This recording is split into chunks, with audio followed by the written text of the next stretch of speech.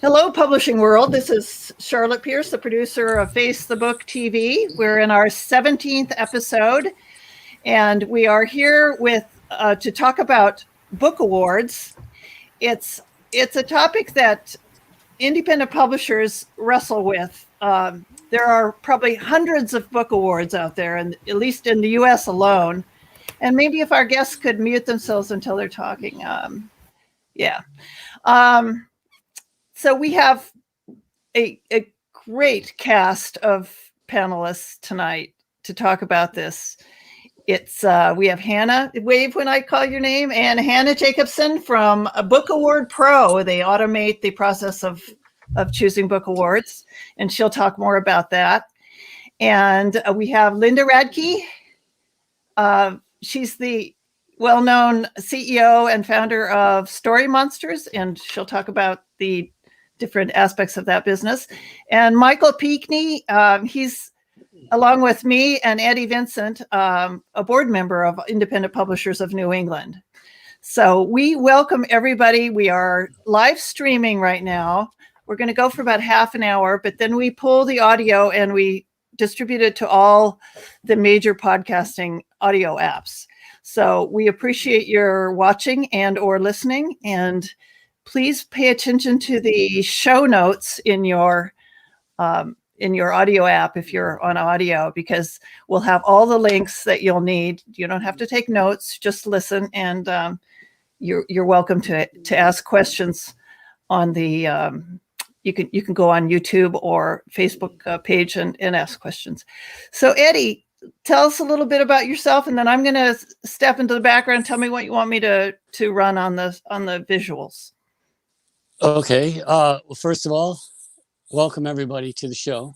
My name's Eddie Vincent. I am the publisher of Encircle Publications and the graphic designer and owner of E&C Graphic Services.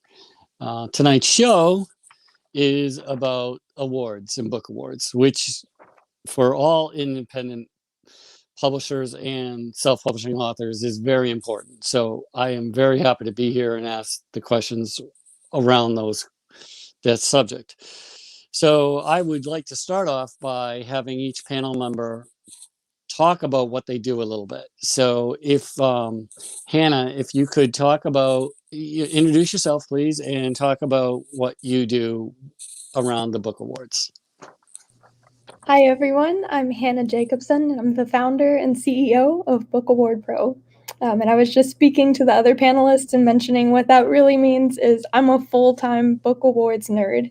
I started the company from the ground up, starting as a small consulting business, and now we're a technology company specializing in helping connect authors to book awards. We know it's a strenuous process, but it doesn't have to be that way, and there's so many great opportunities for you to capture for your book. Well, thank you for that. I'll be back because I have questions for you on that. Great, so Linda, could you introduce yourself and talk about what you do?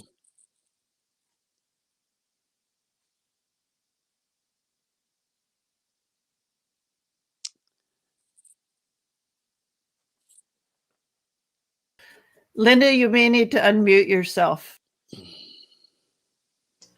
Okay, I'll say that again. I'm Linda Radke. I am the founder of Story Monsters, LLC, and I am the president of Story Monsters, Inc. I have been producing, promoting, and marketing books since 1985. My company started originally as 5-Star Publications, and about 5 years ago, I shifted to Story Monsters, LLC. We are involved in everything from book publicity and book marketing, and we are pleased to host 3 different book contests: Royal Dragonfly Book Awards, Purple Dragonfly Book Awards, and Story Monsters Approved. And I thank you so much for inviting me to your show today. Well, thank you for coming on. Michael, would you like please talk about yours? what you are or who you are? Sure. Yeah. As Charlotte mentioned, Eddie and I and Charlotte are board members of the Independent Publishers of New England, IPNE. And one of IPNE's signature events is a book awards. So we put on every year, this is heading into our 8th year, a book awards for authors. It's for all from all over the country, not just limited to New England. And we have categories that run the gamut: fiction, nonfiction, children's book, poetry. So yeah, I'd be here to talk about, how book awards run, how our award season goes, and, what it takes to get from a successful entry period through judging all the way to the final part of the awards, which is announcing the winners, which is always a lot of fun. All right. Well, thank you for that. So, Hannah, I do have a question about how your service works. Seeing that I have quite a few authors that are looking for knowing where to put their work or where to spend their money for awards, how do you help authors decide where to go? Like, do they know what genre? They have a certain genre. How would they know what award to go for? That's an excellent question, and one we get often. When you sign up for Book Award Pro, you go through a process where you essentially introduce yourself and your book to our system. And then our system takes the world of book awards and takes your book and your author biography and matches you to the universe of awards out there. Our different plans have different benefits. But when it comes down to it, our system is the bridge between your book and awards. Okay, so if I was an author and I was doing it, if I'm understanding correctly, you would give us a list. How would I know which one is the most cost efficient for the return on the money? Is there a way of knowing that even? So actually our service, it's interesting you mentioned the list. When I was a book awards consultant, that's originally how I tackled the problem. And quite frankly, our authors were blown away at how enormous these lists can get. And when you have a list, it gets stagnant, it gets a little bit out of date, and there's a lot of details to keep up with. So our technology takes that into account and is constantly searching the universe of book awards. And when it finds a match for your book, you'll receive a notification in your dashboard and in your email. So that's the kind of the nitty gritty of how that works. But as far as deciding what's best for your book, one man's trash is another man's treasure, and there's so many award opportunities out there. How do you weigh what's right for your book? So again, our plans have different features, but our pro plan is one that actually includes the award targeting, which means that our system will go and take factors into account and pinpoint your best opportunity to win. And we take that a step further and actually complete the award submission for you, including the award entry fee. So on the back end, it actually takes care of that kind of tedious targeting task. But I'm sure we'll get more into that here with this awesome panel. Yeah, well, I was about to ask Linda on her awards. You mentioned that you have 3 different awards. Are those genre specific? Those awards. Good question. The Royal Dragonfly Book Award contest is for basically all genres within reason. It includes for the general audience, for adults, for grown-ups, and for children. The Purple Dragonfly Book Awards contest focuses on strictly books for children pre-K through 12th grade. And the difference between Story Monsters Approved and our other contest is that Story Monsters Approved is kid tested and judge certified, and you're not competing with other books, other authors. Each book is judged on its own merit. And when a book becomes Story Monsters Approved, once a year, we are now honoring one of those books as Story Monsters Approved Book of the Year. With each of our contests, there is a $500 grand prize winner, and plus other goodies, but that's kind of the biggie. Okay, So that's interesting that you were covering all genres in one contest, and then separate just for the children's books. Do you find any one of those awards being more popular than the other?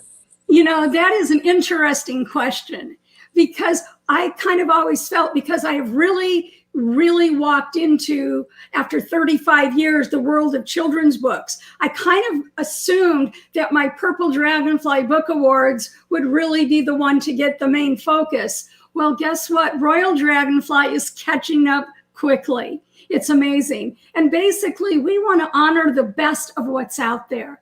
Whether a book is traditionally published, partnership published, or self-published, there's just a lot of good materials out there, and we want the public and book buyers and librarians and educators to know about them. So one more question before I move on to Michael. Who judges your stuff? Like, I know, well, I'll let Michael answer this, but I know IP&E has a certain criteria for who judges. Who would be judging your books? We look for judges with specific backgrounds in the different types of books that they're judging. Some of them are teachers, some of them have been involved in publishing, some of them are educators, and in Story Monsters Approved, some of them are children, they're kids that love to read. And so it's a blending depending on the contest. I love that concept of having kids involved with the awards. Thank you. Judging the awards. That's a great concept. And, I think it makes them feel a sense of value, that we care about them and their opinion when it comes to books, because oftentimes they're the end user. That's right. That's great. That's a great concept. I like it. Thank you. Michael, I know that you're doing the book awards for IP&E, and I know quite a bit about that already. But for those who don't, what would be the benefit for someone to enter your book award, IP&E book awards? Good question. I think it's probably also a very broad number of categories. So it can really fit a lot of authors and a lot of different types of books. We do have, genre category. We have literary design categories, 2 types of nonfiction for narrative nonfiction, informational nonfiction. So if you have, so there's usually a spot for all types of authors in the book awards. I'd say that's one of the big benefits. And also, like Linda alluded to, we have a great panel of judges. So you're going to get your book in the hands of someone who is really, interested in the type of work that the awards mission. So that we have editors, librarians, people in publishing. So it also, if you're an author and you're looking for your book to see where it comes out, we have, great judges to help you there. We love to match authors up with feedback from judges when possible. So that's one of the other benefits of being in the IP&E Book Awards. Would you say that IP&E Book Awards is New England based as far as the subject matter goes, or do you take submissions from all over, no matter what the subject matter is? Like, is there a focus on New England? No, not necessarily. It is just we are based out of New England, but we do have entries. Actually, in last year's awards, we received an entry from overseas, so several, in fact. So we take books from all over the country, topic-wise. It need not even be about New England at all. So yeah, there's just any type of book, as long as it fits in the criteria of, we just ask that it be published in the 2019 year or later to be eligible for this year's awards. But any book will do, basically. There's probably a category for you in the IP&E Awards. Okay. So, Hannah, the feedback you get do you get feedback from the people that have signed up from you? Do you have reviews that people can go on and judge if they should use your service or not? I don't know if that came out right. If you don't mind explaining to me again, author testimonials. Yes, that's what I'm asking. Do you have a place for people to see author testimonials? We actually do. We post those on our website. We're so excited for lots of our authors. They actually find that book awards kind of launch them into this next chapter of their career. And different authors, we call this your reason for writing. How can you use book awards to support your purpose? So some authors actually go and use their award to get attention surrounding cancer research. That's just one option, but whatever your reason for writing, you can actually use awards to support your cause. So, Linda, how do you help promote the award winners on your end? Good question. I first want to give a hats off to Hannah. I really value the services that she offers, and I'm grateful for the authors, the wonderful authors she refers to our 3 different book awards. I really appreciate you, Hannah. And in terms of what we do to promote our winning authors on any level, whether it's an honorable mention, a second place, a first, or grand prize, it's not only often mentioned in Story Monsters Inc. magazine, it's on Facebook, it's on internet, social media. But we not only send out a news release, but we create a template for all of our winning authors to plug in their information so they can give individual shout outs for their award-winning books. When I see that one of our 3 different types of contest winners is mentioned in the news, I give a special shout out and I share it. And the other thing is often you'll find me putting together collages of our proud winning authors. We encourage them and they send us pictures with their awards, with their book covers. We have an author that's showing off her award with her horse. We have others with dogs, others with their cats.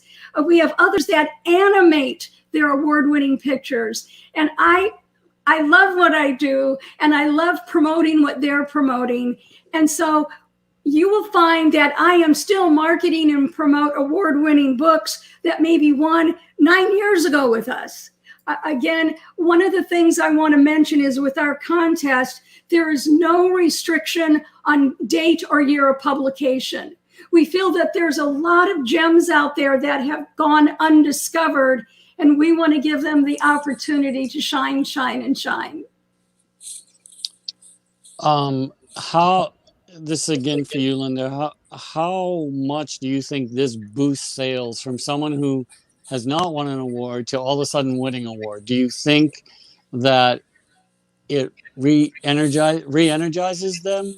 Do you think there's a boost in sales? Sometimes, yes, I'm very upfront about that. To me, it's an opportunity to do another shout out. It's an opportunity to get visibility. We never, ever guarantee sales, but I have been told by some of our award-winning authors that the moment I sent out a news release, they started seeing a difference. Sometimes yes, sometimes no. I think the key word here is partnership. It's not what we can do for them, it's what they can do for themselves when they win recognition. It's a team partnership effort. Well, I totally get the team partnership stuff because I meet with my authors once a week and we work as a team to market our books and talk about, how we're going to do it. And book awards is part of that. And then what I encourage my authors to do is to share everybody's social media. So if someone does well, share that. So Michael, I got a question for you on the book awards. How do you feel an award winner has success with our awards? How do you feel like they're marketing and things like that? Right. I think we also have, we also try to broadcast all the winners. We announce the winners at another signature IPNY event, which is our end of year publishing conference. And that takes place in the late fall. And there's been open registration for it. So, there's a lot of people in the publishing community, a lot of authors, a lot of publishers and self-publishers are attending that conference. So we have the announcement of the winners there. And then another feature we have that Eddie, you help out on, is we give all the winners and the finalists graphics for their books, whether it's traditionally published or self-published. We take both in the awards, and so whomever does win, we turn over to the publisher something they can include in their marketing materials, so they're able to show that this is a book that's been a finalist or been an award winner. Those are the principal ways that we do it. Although, Linda, I like your idea of creating social media templates. I think IPNY definitely would look into that as another way to help get the word out there for any winner. I think it's great. And we do the same thing. We encourage them to use their winning seal on their books, on their marketing materials, on their website. That's what's there for them to continue using it. When they're trying to get a new book review, when they're trying to get a new buyer for their books, I think it should become part of their resume, part of their bio sheet. It's a good thing for them to use, and use. Eddie, I just wanted to point out there's a couple questions. I can't see the chat. I will read them for you, or Linda or Hannah could read them, mostly relating to the cost of the fees for awards. That was going to be my next question, and I was going to pose it to Hannah, is what do you think the average cost of an award is?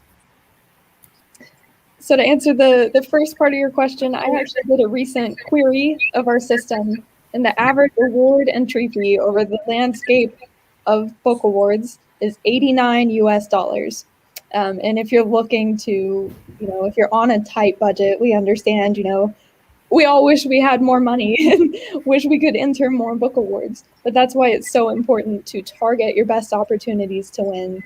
And every single award that you enter, make it worth something for your book, make it mean something in your book marketing, and let this conversation, Linda, Michael, thank you so much for what you do for our industry. Let this conversation be proof that there are great things going on in the awards industry, and contest sponsors want to do good things for your book. There's always, as an author, I'm sure you understand, there's always this endless to-do list of things that you want to do and you want to accomplish. And contests are on the other side of the table, trying to do more, trying to find more ways to promote, support, market your book. So how can people hook up with all three of you? What's the best way of hooking up? Going to your website, emailing you?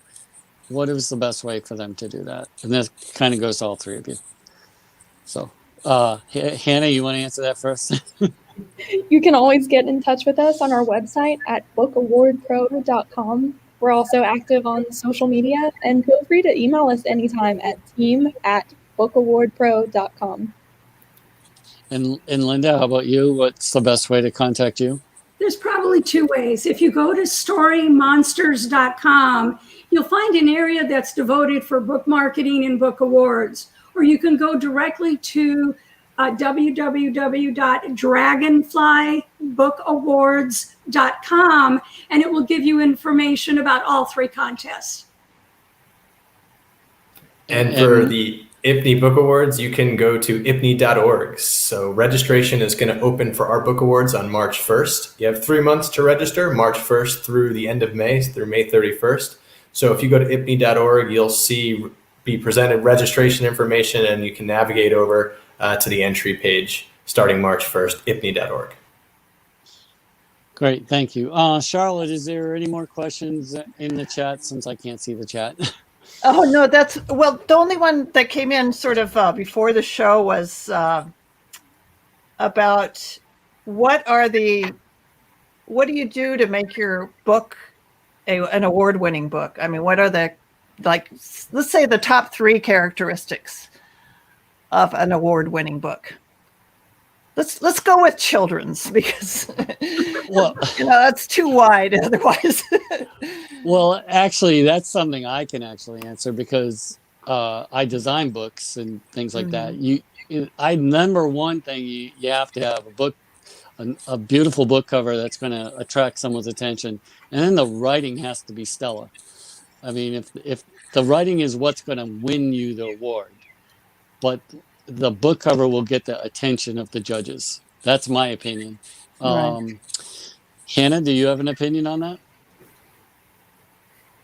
We've actually heard, and I'm sure Michael and Linda have lots to contribute on this, so I won't take up too much time.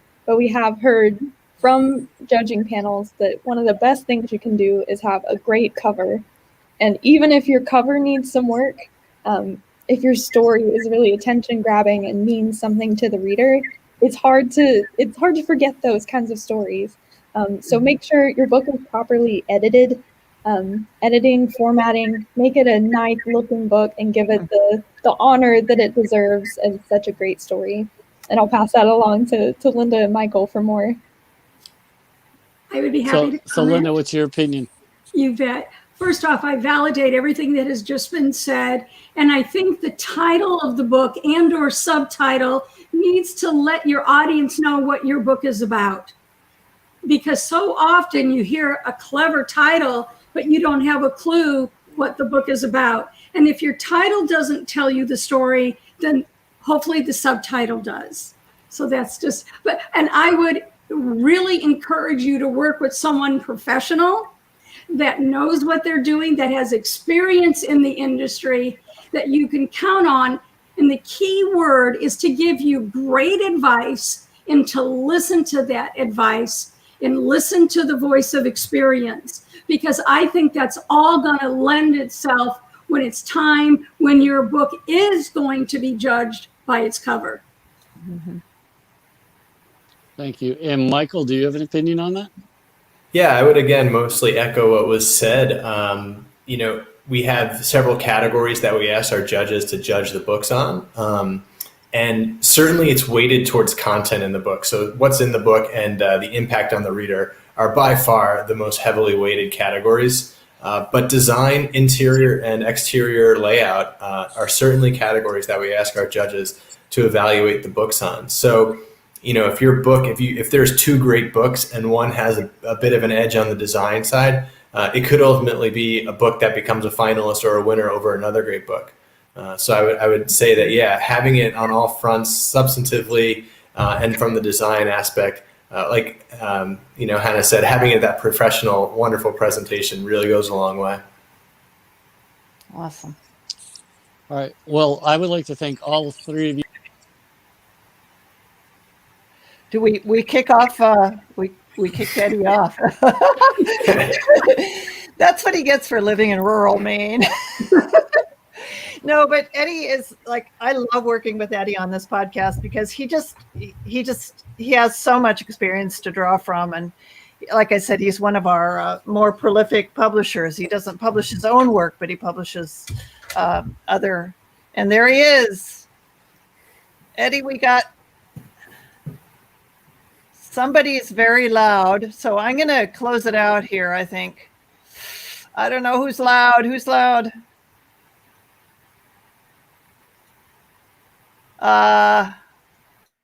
It's Michael. You've got a real bad, white noise. Anyway, I'd like to just close out by saying that, again, this is Face the Book TV, and we are in our 17th episode. So we publish about 2 per month, and on live streaming and on all the audio podcast apps. So where Spotify, Apple, whatever, go and look for Face the Book TV. If you use the hashtag or IPNI member, you can win gadgets, gear, and services relating to publishing and books. And my company is Pierce Press. I publish a few other podcasts as well as a list of books on children's alternative education and travel. So again, Eddie, are you back with us?